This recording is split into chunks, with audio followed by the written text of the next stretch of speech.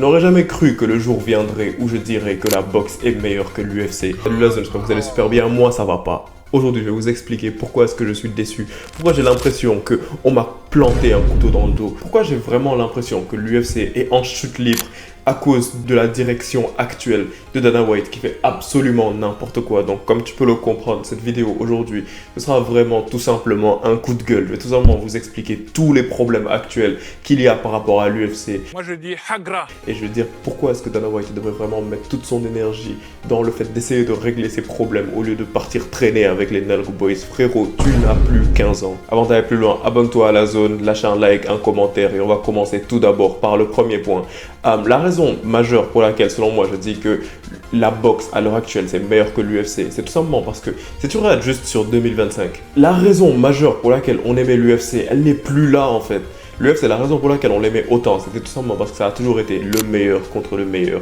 Le meilleur affronte le meilleur, le contender numéro 1 affronte le contender numéro 2, le contender numéro 6 affronte le contender numéro 7. Mais maintenant, ce n'est absolument plus ça du tout. Maintenant, les combattants, ils ont un ego tellement surdimensionné que moi je me dis que littéralement l'UFC est en train de prendre la même trajectoire que la boxe avait. Et je précise bien avait, parce que la boxe commençait à adopter cette mentalité du meilleur qui affronte le meilleur. Je peux donner vraiment beaucoup d'exemples par rapport à l'UFC qui montrent que les combattants ils n'ont plus envie d'affronter les top contenders. Bien évidemment, je pense qu'il y a celui qui est le plus évident, Jon Jones qui refuse d'affronter Thomas Spinal. Il y avait également Islam Makhachev qui ne voulait pas affronter Ilia Topuria. Mais même si tu regardes les contenders en tant que tels, eux-mêmes, ils n'ont plus vraiment trop envie de s'affronter entre eux. Ils pensent tous qu'ils méritent automatiquement un title shot juste après une petite victoire. Comme Ian Garry, il a battu Carlos Prates et lui, selon lui, automatiquement, ça le projette sur un title shot directement. Il ne pense même pas à peut-être affronter un Joaquin Buckley parce que quand Joaquin Buckley lui propose un combat, Ian Garry est en mode non, ça ne me servira à rien, moi je mérite déjà mon title shot. Et quasiment pour tous les combattants, c'est comme ça à l'heure actuelle. Aucun combattant ne veut se battre contre des vrais contenders. Tout le monde est en mode oui, moi je me bats pas jusqu'à mon title shot. C'est littéralement la raison pour laquelle la boxe, moi j'ai jamais kiffé ça. C'est vraiment la raison pour laquelle moi je me suis toujours dit que la boxe est éclatée au sol et que ce sont juste des divas qui sont là-bas. Mais devine quoi, l'UFC est composé de divas également maintenant. Quasiment tout le monde veut avoir son title shot. Les champions ils sont en mode non, moi je me bats pas contre les contenders. Si t'es un champion et tu te bats pas contre un contender, qu'est-ce que tu vas faire?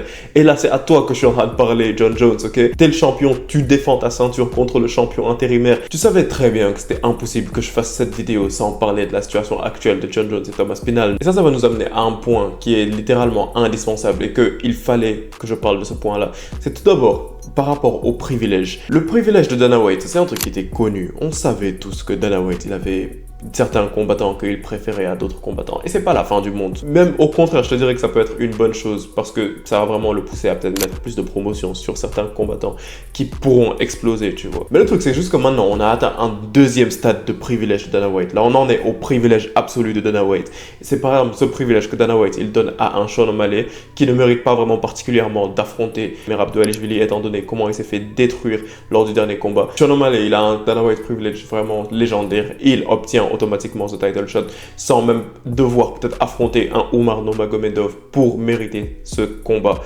Donc en fait moi je me dis que ça c'est vraiment un truc qui commence à peser de plus en plus, mais comme je viens de te dire, Sean O'Malley c'est même pas le cas le plus grave. Il y a jusqu'à présent le champion gay qui refuse de défendre sa ceinture contre le champion intérimaire. Et oui, genre j'ai juste dit le champion gay. YouTube, je précise bien, c'est pas une insulte, c'est juste un fait, ok? J'ai pas insulté Jon Jones ni quoi que ce soit. Et YouTube, si vous pensez que c'est une insulte, ça veut dire que c'est vous qui êtes homophobe, ok? Moi j'ai rien fait. T'es PD? Et moi j'ai une question. T'es homophobe? Ça te pose un problème? Hein? Ah bah dégage alors. Honnêtement, l'une des raisons pour lesquelles l'UFC se portait aussi bien pendant aussi longtemps, c'était tout simplement grâce à la main de fer de Dana White. Et le fait que Dana White, vraiment sa priorité principale dans toute sa vie, bah c'était l'UFC. Salut à tous, c'est Benoît Saint-Denis. Mais devine quoi, maintenant le gros problème qu'a l'UFC, c'est tout simplement que ça se voit très clairement que Dana White, bah l'UFC ce n'est clairement plus une priorité pour lui. Donc moi je vous dis la solution automatiquement, virez Dana White et mettez-moi aux commandes de l'UFC. Ça fait doser aussi. Bon ok, peut-être que j'en demande un petit peu trop. Mais au pire, virez Dana White et mettez Hunter Campbell à la direction de l'UFC. Parce que là, au moins, on aura quelqu'un qui en a encore envie, tu vois. Là, parce que ça se voit très clairement que Dana White, il ne donne plus du tout d'importance à l'UFC. C'est super évident, ça se voit très clairement. Je peux te donner vraiment beaucoup d'exemples par rapport à cela. Tout d'abord, je pense que l'un des exemples les plus flagrants, c'est tout simplement le fait que Dana White, il en est arrivé au point où, à l'heure actuelle, il part faire la promotion de Crawford contre Canelo à la place de promouvoir des combats de l'UFC 315. Ça littéralement, c'était une dinguerie. J'étais tellement choqué de voir à quel point Dana White, il avait pris de l'énergie pour faire la promotion d'un événement de boxe à la place de venir faire la promotion d'un combat de l'UFC. C'est littéralement... Tu m'aurais dit ça il y a 5 ans, je me serais dit que c'est littéralement impossible. Parce que Dana White, on sait très bien que c'est l'ennemi de la boxe. Mais depuis qu'il a commencé à parler avec les Saoudiens, automatiquement, il est rentré en contact avec eux. Peut-être qu'il sait que c'est parce qu'il va gagner un gros chèque là-bas ou quoi que ce soit. Mais maintenant, Dana White, c'est un petit peu un ambassadeur et il travaille un petit peu dans le domaine de la boxe. Donc l'UFC, j'ai l'impression que c'est un petit peu comme... C'est juste une go de côté, tu vois. Genre, c'est juste une go de côté. J'ai l'impression que Dana White, en ce moment, sa go principale, c'est juste la boxe, tu vois. Et il y a cette petite go qu'il part voir chaque samedi soir ou bien chaque 2 samedis. Ça, c'est l'UFC en gros. Maintenant, en ce moment, c'est comme ça que je me sens techniquement. Je ne suis qu'une pute, moi aussi. Mais comme tout le monde. Vous aussi, vous êtes une pute. Ah non. Il y a une autre chose qui prouve cela, c'est tout simplement le fait que Dana White, maintenant, tu peux remarquer à quel point il est en train d'écourter les conférences de presse. Ça, c'est un truc que j'ai pas du tout kiffé lorsque je me suis levé pour partir à la conférence de presse de l'UFC 315 et que je me suis rendu compte que dès que les choses commençaient à s'envenimer un petit peu, Dana White il a directement mis fin à la conférence de presse et en mode ouais, ok, maintenant, we're gonna square these guys off, ok? Après, il lance le face-off et tout. Ça prouve littéralement à quel point Dana White, il en a plus rien à foutre de l'UFC en fait. Dana White, maintenant, c'est juste comme si il vient juste à la conférence de presse parce que c'est comme si c'était juste un shift qu'il avait à faire, tu vois. C'est comme s'il savait qu'il devait venir le faire. Donc il vient, il fait la conférence de presse, il prend 2-3 questions, après il arrête la conférence de presse. Les conférences de presse, elles étaient légendaires avant. Les conférences de presse avant ça, elles prenaient des 45 minutes, des trucs comme ça. Il y a combien de fois que j'ai littéralement raté un cours, les gars? Raté un cours parce qu'une conférence de presse commençait. Je suis pas parti en cours parce que je suis resté regarder la conférence de presse. Et devine quoi, je n'ai pas regretté. Peut-être qu'académiquement, j'ai un petit peu regretté, mais après, à la fin de la journée, je ne l'ai pas regretté parce que les conférences de presse avant, c'était incroyable. Mais maintenant, c'est quoi? Maintenant, une conférence de presse, à part bien évidemment quand c'est John Anik qui l'anime ou bien l'autre Australien, je ne connais pas son nom, qui l'anime. Mais quand c'est Dana White qui anime la conférence de presse, à chaque fois, il va prendre 2-3 questions, il écoute. Oh, what's the question? What's the question? Après, on lui pose la question. Après 2-3 questions, il est en mode oui, c'est bon, c'est terminé. Après, je dois aller, je sais pas, il va partir dans son casino, il va partir jouer avec les Nalco Boys ou des trucs comme ça. Donc, moi, littéralement, ça, je me dis que c'est un super gros problème. Virer Dana White, on en est arrivé à ce point-là, les gars. Moi, je me le suis toujours dit dans ma vie que si Dana White, il venait à quitter l'UFC par une quelconque raison, l'UFC allait couler. Mais au point où on en est, je pense même que ce serait mieux que Dana White quitte l'UFC. Parce qu'il en a plus rien à foutre. Que ce soit entre le privilège incroyable qu'il donne à John Jones, de sorte à ce que John Jones fait littéralement tout ce qu'il veut. TPD. Et je vais faire une vidéo juste après cette vidéo que je suis en train de faire pour parler du cas de John Jones que je vais sortir très probablement demain. Donc si tu as envie de la voir également, abonne-toi à la zone. Mais tout ça, ça montre très clairement que Dana White n'en a juste plus rien à faire de l'UFC. Et c'est triste parce qu'il y a également un autre point, et je pense que ça c'est le point qui me dérange le plus. C'est tout simplement par rapport au manque flagrant de promotion actuellement de l'UFC. L'UFC, ce que j'aimais bien, c'est qu'avant, par exemple, lors de l'âge d'or de l'époque des bantamweight, les promotions elles étaient vraiment incroyables. Et c'est même pas simplement par rapport à l'âge d'or de l'époque des bantamweight. Tu peux regarder par exemple Conor McGregor lorsqu'il était censé affronter José Aldo.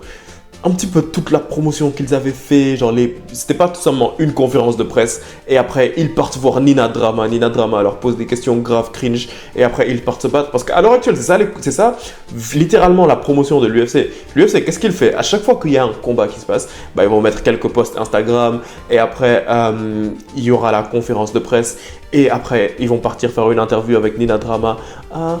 Do you think the earth is flat? Oh, do you believe in aliens? On s'en fout! On s'en fout, on n'en a rien à faire. En mode juste créer de la tension entre les deux combattants, créer de l'animosité entre les deux combattants. C'est ça qui se passait avant. Avant, ils allaient appeler plusieurs combattants, ils allaient les mettre autour d'une table et ils allaient discuter. Et c'est ça actuellement que la boxe est en train de faire et c'est littéralement l'une des raisons pour laquelle moi je me dis que la boxe promeut beaucoup mieux ses combats à l'heure actuelle que l'UFC. L'UFC ne fait plus de promotion et ça c'est littéralement dommage. Je peux te rappeler par exemple Dominic Cruz lorsqu'il devait affronter TJ Dillashaw et qu'il y avait un gros bif entre les deux. Qu'est-ce que l'UFC a fait? L'UFC les a fait tous les deux s'asseoir autour d'une table et discuter. C'est en fait comme ça que l'UFC faisait vraiment la promotion de leur combat avant. Mais maintenant, ils en ont juste plus rien à foutre et c'est dommage. Et un autre point qui fait que la boxe est meilleure que l'UFC à l'heure actuelle, et ça me fait vraiment mal de dire ça parce que j'avais même déjà fait une vidéo en 2023 pour vous expliquer pourquoi l'UFC c'est vraiment aussi mieux que la boxe. Mais maintenant, je commence à retourner ma veste et ça me fait de la peine de le dire parce que le sport même de la boxe, je le trouve beaucoup plus ennuyeux que l'UFC. Donc une des raisons pour lesquelles la boxe, elle est vraiment meilleure que l'UFC à l'heure actuelle, c'est tout simplement par rapport à la promotion que les organisations de boxe elles font par rapport aux boxeurs. Ils réussissent, les gars, écoutez-moi bien, ils réussissent à transformer des combattants qui sont plutôt ennuyeux en superstars absolus. C'est comme lorsque tu regardes par exemple Devin Haney. Devin Haney, si tu regardes son style de combat, il est ennuyeux. Il est grave ennuyeux. Et malgré tout, Devin Haney, c'est un des plus grands noms de la boxe.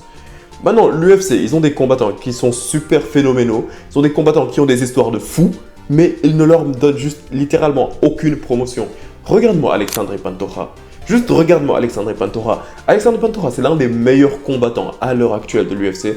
Alexandre Pantoja, il y a quelques années, il était littéralement un chauffeur de Uber Eats. Il faisait littéralement Uber Eats le jour où il était censé affronter Brandon Moreno pour gagner la ceinture. Si tu te rends compte à quel point c'est une dinguerie. Le gars, le matin, il faisait des livraisons. Le soir, il est parti, il a gagné la ceinture. Mais ça, c'est une histoire qui est littéralement phénoménale. Mais la raison pour laquelle il se peut même que toi, tu n'étais pas au courant de cette histoire, c'est tout simplement parce que l'UFC ne fait absolument rien pour promouvoir ses champions. Et ça, je trouve que c'est littéralement super dommage. Mais après, j'imagine que le fait de lui faire répondre à quelques questions stupides de Nina Drama, c'est suffisant comme promotion. Et j'aimerais juste terminer par la qualité des pay-per-view. Tu vois, très récemment, l'UFC 317 a été annoncé. Et tout le monde est juste choqué. Tout le monde est en mode, oui, c'est la meilleure carte patati patata.